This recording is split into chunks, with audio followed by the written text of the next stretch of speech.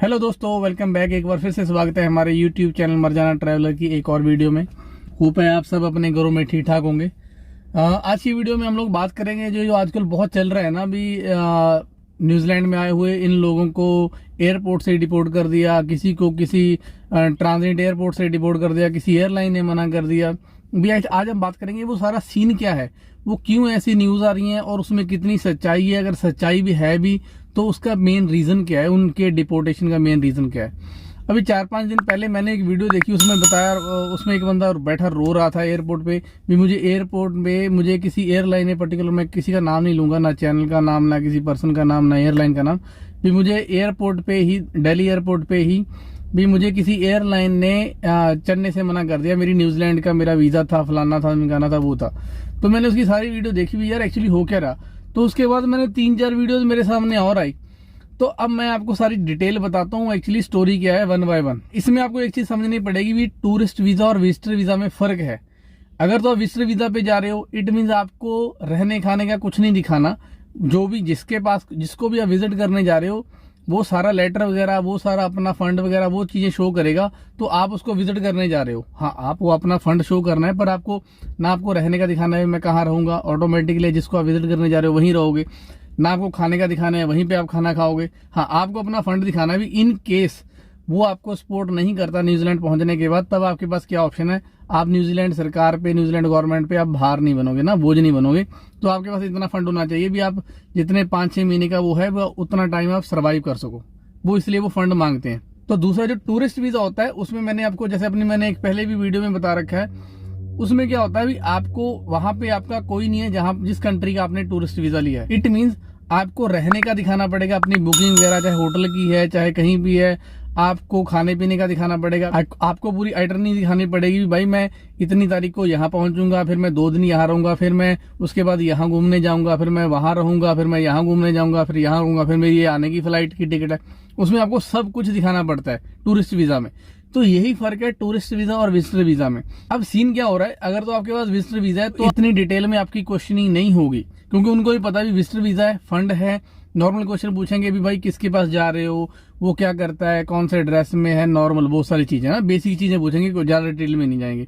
पर अगर tourist visa जा रहे हो तो उनको पता है भी इस बंदे का इस कंट्री में कोई नहीं है, टूरिस्ट वीजा मतलब ये टूर करने आ रहा है, तो ऑटोमेटिकली वो थोड़ा सा खंगालेंगे आपको, आपकी हिस्ट्री जानने की कोशिश करेंगे। अब इसमें 2 चीजें आती हैं।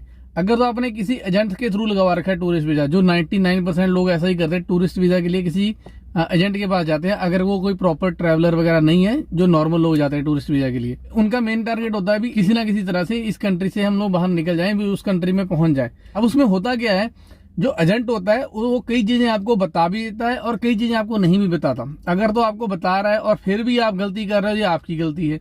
अगर उसने नहीं बताया भी वो कौन कौन से डॉक्यूमेंट आपकी फाइल में लगा रहा है आपकी टूरिस्ट वीजा फाइल को स्ट्रांग बनाने के लिए, फिर ये उसकी बहुत बड़ी गलती है।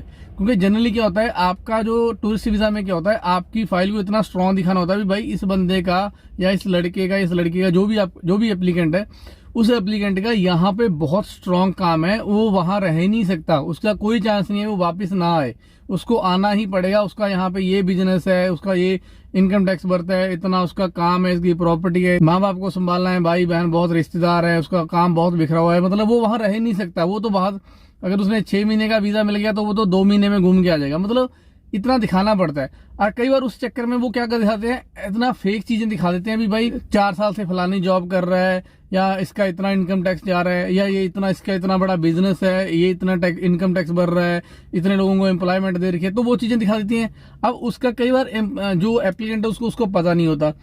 अब वो सारी चीजें जो होती हैं, वो वहां पागल नहीं बैठे ना, इमिग्रेशन वाले पागल नहीं बैठे। अब वो क्या करते हैं, इमिग्रेशन वाले वो पूछते हैं, जब पूरी डिटेल में जाते हैं, जहां पे उनको हल्का सा भी लगता है भी यार ये बंदा जहां पे गोलमोल कर रहा है, मतलब अपनी ही कहानी में जो इसकी फाइल लगी है वो एक ऑटोमेटिक एक कहानी बन गई। आपकी फाइल है वो ऑटोमेटिकली एक कहानी है, उसमें पूरा लिखा हुआ है भी भाई आपने स्टडी कब कब की, पूरा टाइमलाइन बनी होती है, कब कब स्टडी की, कहाँ कहाँ आपने काम किया, कौन कौन सा काम किया, अभी आप क्या क्या कर रहे हो, वो पूरी एक आपकी स्टोरी बनी हुई है।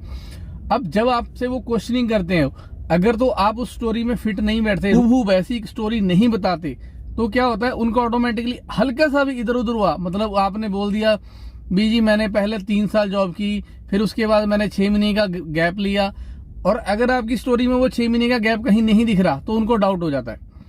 हालांकि ऐसा नहीं भी उनको बस आपने बोला और उन्होंने आपको रिजेक्ट कर दिया, नहीं, उनको डाउट होता है, फिर वो वैलिडेट करते हैं किसी ना किसी तरह से आपसे और क्वेश्चनिंग उनको बढ़ा देते हैं और डीप में जाने लग जाते हैं। तो जब उनको लगता है भी यार ये बंदा गलत कर रहा है, मतलब इसकी प्रोफाइल में ही कुछ ना कुछ गलत है, वो आपका वीजा रिजेक्ट कर देते हैं, वो आपको चढ़ने ही नहीं देते, वो वहीं इमिग्रेशन में आपको कैंसिल कर देते हैं। न्यूजीलैंड में फोन कर देते हैं। न्यूजीलैंड का क्या सीन है, न्यूजीलैंड में ई वीजा आता है, तो वो न्यूजीलैंड इमिग्रेशन में फोन करके आपका ई वीजा की कैंसिलेशन का ईमेल करवा देते हैं आपको। ये सीन होता है।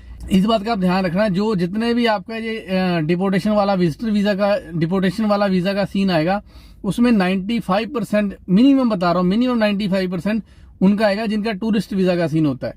और जो 5% है उसमें से 4-4.5% आपका विजिटर वीजा का आएगा, बाकी 1-आधा% कोई स्टूडेंट स्टूडेंट हो जाए तो वो अलग बात है। अदरवाइज तो ये टूरिस्ट वीजा में होता है, क्योंकि टूरिस्ट वीजा में आपको बहुत चीजें वो आपके एजेंट दिखा देते हैं, तो उन चीजों का कई बार एप्लीकेंट प्रॉपर याद भी नहीं कर पाता भी मेरा क्या क्या दिखा दिया, क्या क्या बिजनेस दिखा दिया, मेरी कितने साल की इनकम टैक्स दिखा दी, मेरी इनकम ही कितनी दिखाई है, मेरा टोटल साल का टर्नओवर कितना दिखाया, कितना प्रॉफिट दिखा दिया, ये नहीं बताया मेरे कितने एम्प्लॉयमेंट मेरे अंडर काम करती हैं।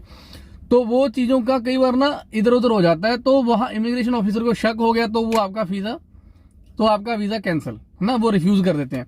अब इसमें एयरलाइन कुछ नहीं करती, ये बात ध्यान में रखना। एयरलाइन आपका इंटरव्यू नहीं लेती, किसी भी एयरपोर्ट पे एयरलाइन इंटरव्यू नहीं लेती, वो ऑथराइज ही नहीं है। आप एयरपोर्ट पे जाओगे, आप अपना टिकट दिखाओगे, आप अपना जो भी आपका वीजा है वो दिखाओगे, जो भी बोर्डिंग पास वगैरह लेने के लिए, या जो भी उनकी एयरपोर्ट जो कंडीशन होती है, अगर उसने कोविड पास मांगा है या कुछ और मांगा है वो दिखाओगे, तो एयरलाइन क्या करेगी, आपको बोर्डिंग पास दे देगी। उसके बाद आपका सिक्योरिटी चेक होगा, वो सिक्योरिटी वाले अपना काम करेंगे भी भाई कोई ऐसी डेंजरस चीज लेके तो नहीं जा रहा। बस इमिग्रेशन का काम होता है, वो आपको वेरीफाई करेंगे भी भाई ये जिस देश में जा रहा है, क्योंकि उसी देश की इमिग्रेशन आपसे क्वेश्चन करेगी, जिस देश में ये जा रहा है वो देश के लिए ये प्रॉपर फिट बैठ रहा है, जो इसकी प्रोफाइल वगैरह है सारा कुछ, तो वो एक लास्ट क्वेश्चनिंग करते हैं। वो उनको भी पता है भी सारा जो मैक्सिमम झोल मोल होता है वो टूरिस्ट वीजा पे होता है, इसलिए वो ज्यादा क्वेश्चनिंग टूरिस्ट वीजा वाले से करते हैं। तो ये जितने भी ये आपको यूट्यूब पे लास्ट के रिसेंट दिनों में देखे होंगे ना, भी मेरा वीजा रिफ्यूजल हो गया, फलाने एयरपोर्ट से वापस भेज दिया, ये एयरलाइन में मत चढ़ो, वो एयरलाइन में मत चढ़ो, वो एयरलाइन वाले आपको ये कर देते हैं, वो एयरलाइन वाले ये करते हैं। एयरलाइन भाई कुछ नहीं करती। एयरलाइन का क्या मतलब है, अगर आपने टिकट खरीदी है, अगर आपके पास प्रॉपर ट्रैवल डॉक्यूमेंट है, मतलब वीजा वगैरह प्रॉपर है, दैट्स इट। और एयरलाइन को क्या चाहिए, एयरलाइन को किसी कंट्री से क्या लेना देना। अब अगर किसी कंट्री ने आपको वीजा दे दिया, एयरलाइन तो वीजा चेक करेगी ना, वो थोड़ी चेक करेगी भी इसको वीजा सही मिला है गलत मिला नहीं, वो एयरलाइन का काम नहीं है। तो एयरलाइन तब आपको मना करेगी अगर आपको इमिग्रेशन ने मना कर दिया। सिंपल सा है ना, आपको इमिग्रेशन पार करना है। तो इसमें एयरलाइन का कुछ नहीं है, चाहे आप सिंगापुर एयरलाइन में ट्रैवल करो, चाहे आप मलेशियन में करो, एयर इंडिया किसी में भी करो। हाँ, मैं उनकी फैसिलिटीज पे नहीं जा रहा, भी कोई उसका खाना अच्छा है बुरा, मैं सिर्फ वो डिपोर्टेशन पे बात कर रहा हूँ भी, क्योंकि बहुत चल रहा है भी इस एयरलाइन में ट्रैवल मत करो, वो डिपोर्ट कर देते हैं, वो चढ़ने नहीं देते। कुछ नहीं करती एयरलाइन के हाथ में, कुछ है ही नहीं वो आपको चढ़ने ना दे, अगर आपके पास सारा कुछ लीगल है। इमिग्रेशन आपको चेक करेगी प्रॉपर। तो इमिग्रेशन के लिए आप प्रिपेयर होके जाओ। तो अगर आप किसी भी वीजा पे जा रहे हो, कम से कम एक बार अपनी प्रोफाइल को ढंग से पढ़ के जाओ भी आपके बारे में, आपकी प्रोफाइल में क्या क्या डॉक्यूमेंट लगा रखे हैं, आपको एटलीस्ट सबके बारे में पता तो हो। ये नहीं पता भी सपोज करो आप स्टूडेंट वीजा पे जा रहे हो, आपने ग्रेजुएशन के बाद आपका 2 साल का गैप है, या 12th के बाद आपका 2 साल का 3 साल का गैप है, आपने स्टडी ले रखी है, उसने पूछ लिया, क्योंकि आपके सारे दिखेगा ना भी 2-3 साल का गैप है। अब एजेंट ने वहां पे कोई आपका एक्सपीरियंस दिखा दिया भी यार ये इसने कंप्यूटर का कोई कोर्स किया है, आपको पता ही नहीं, आप बोल रहे हो नहीं मैं 2 साल मैंने तो तैयारी की है, वो बोलेगा नहीं तुम्हारा एक्सपीरियंस है। अब जब तुम्हें अपने कोर्स का ही नहीं पता भी तूने 2 साल एक्सपीरियंस है मैंने लिया या नहीं लिया, तो वो उसको तो शक होगा ना भी यार ये बंदा कैसे आ रहा है। तो इसीलिए मैं बोल रहा हूँ भी आपको अपनी प्रोफाइल पता होनी चाहिए, स्पेशली ये जो विजिटर वीजा या टूरिस्ट वाले होते हैं। हालांकि विजिटर वीजा वालों को तो सर मैंने आपको जैसे बताया अभी बेसिक चीजों का 4-5 चीजों का ध्यान रखना है। टूरिस्ट वीजा वालों को तो अपनी प्रोफाइल ही रट्टे लगा लेनी चाहिए, क्योंकि उसमें तो इतना कुछ लगा रखा होता है। तो कई वीडियो तो मैंने देखी, उसमें खुद ही अपनी कहानी में बंदा बोल रहा है भी मैंने बिजनेस किया है, भी मेरा अपना बिजनेस है, और आगे जाके बोलता है मैं इनको बता रहा हूँ मैंने 3 साल जॉब की है। वो खुद ही मिस मैच हो रहा है अपनी कहानी में। तो ऑफिसर को तो ज्यादा काम करने की जरूरत नहीं है ना, वो तो पागल थोड़ी है, उनका हर वो तो बंदे के हाव भाव देख के पता लगा लेते हैं बंदा कितना सच बोल रहा है कितना झूठ बोल रहा है। और ऊपर से तुम्हारी बातचीत माशाल्लाह फिर वो प्लस पॉइंट ही है उनके लिए। तो आज की वीडियो में मैं सिर्फ ये बताना चाह रहा था भी इन चीजों से आपको डरने की जरूरत नहीं है। कोई सा भी अगर जिनका किसी का कोई सा भी वीजा रखा है, आंखें बंद करके जो आपको सही लग रही है एयरलाइन, आप उसकी टिकट करवाओ। एयरलाइन से कोई लेना देना नहीं होता। हाँ, ये अभी कुछ लोग प्रेफर करते हैं अभी मुझे इसमें कम टाइम लग रहा है, एक ही स्टॉप है या इसकी सर्विस अच्छी है, उस हिसाब से जो आपको सस्ती पड़ रही है, जिस हिसाब से आपको सेट बैठ रहा है, उस हिसाब से आप एयरलाइन की टिकट बुक करवाओ। इसका कोई लेना देना नहीं है भी ये एयरलाइन मुझे चढ़ने नहीं देगी, एयरलाइन मुझे वापस कर देगी, डिपोर्ट कर, एयरलाइन कुछ नहीं करेगी। दूसरी चीज, अपनी प्रोफाइल अच्छे से पढ़ के जाओ, आपकी प्रोफाइल में क्या क्या है। बस हो सके तो अगर आपको वहां पे लग रहा है भी यार, जैसे आप टूरिस्ट वीजा पे जा रहे हो या विजिटर वीजा पे जा रहे हो जहां पे आपको इंग्लिश रिक्वायरमेंट है ही नहीं, तो वहां पे आप डिमांड कर सकते हो भी भाई नो इंग्लिश, मुझे इंग्लिश नहीं आती, मेरे लिए ट्रांसलेटर प्रोवाइड किया जाए। तो वो आपको ट्रांसलेटर प्रोवाइड करेंगे, ऐसे आपको रिजेक्ट नहीं करेंगे।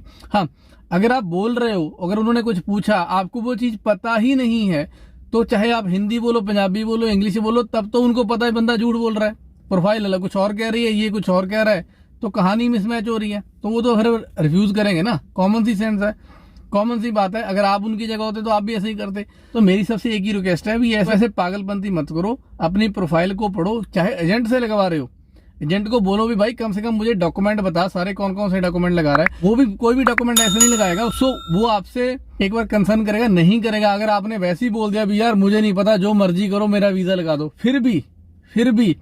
फिर भी उससे सारे डॉक्यूमेंट लो, उससे पूछो भी क्या क्या लगाया है, मुझे प्रॉपर मेरी ब्रीफिंग कर जाने से पहले मुझे पूरी डिटेल बता, मुझे लिख के दे ताकि मैं याद कर लूं भी भाई क्या क्या दिखाया है, मेरा टर्नओवर, मेरा बिजनेस, जो भी चीजें दिखाई हैं। ठीक है, ऐसी मत करो, क्योंकि फिर बाद में क्या होगा, पहली बात तो आपने टिकट ली होगी, आने जाने की टिकट लगाई होगी, बाकी सारा खर्चा दिखाया होगा। इससे होगा क्या, नुकसान आप ही का होना है। आपने आने जाने की टिकट ली होगी, वहां कितना सारा खर्चा दिखाया होगा, उन्होंने रिफ्यूजल कर दिया, दो चीजें होंगी, एक तो इतना जो पैसे का नुकसान हुआ वो अलग, दूसरा आपके ऊपर इंप्रेशन पड़ गया भी भाई ये बंदा पिछली बार झूठ बोल के चढ़ने की कोशिश कर रहा था, तो वो आगे के लिए इंप्रेशन खराब हो जाता है।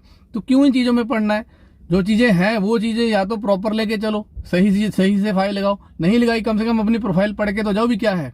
ठीक है, तो इन चीजों में मत पड़ो जो नेट पे आजकल चल रहा है, सोशल मीडिया पे काफी सारी, यूट्यूब पे मैंने वीडियो देखी, मेरा वहां का वीजा रिजेक्ट हो गया, मुझे चढ़ने नहीं दिया। क्या बकवास कर, लोगों को गुमराह कर रहे हो। तो ठीक है जी, अपनी प्रोफाइल को अच्छे से फॉलो करो, अच्छे समझदारी से प्रोफाइल लगाओ। इतना सा आज की वीडियो में बोलना था। बाकी खुश रहो, प्यार बांटते रहो, हमारे चैनल को सब्सक्राइब करो अपने दोस्तों के साथ, और जो जिनका वीजा आने वाला है, चाहे विजिटर वीजा चाहे टूरिस्ट वीजा, उनके साथ हमारी वीडियो शेयर करो। तब तक के लिए रब रखा।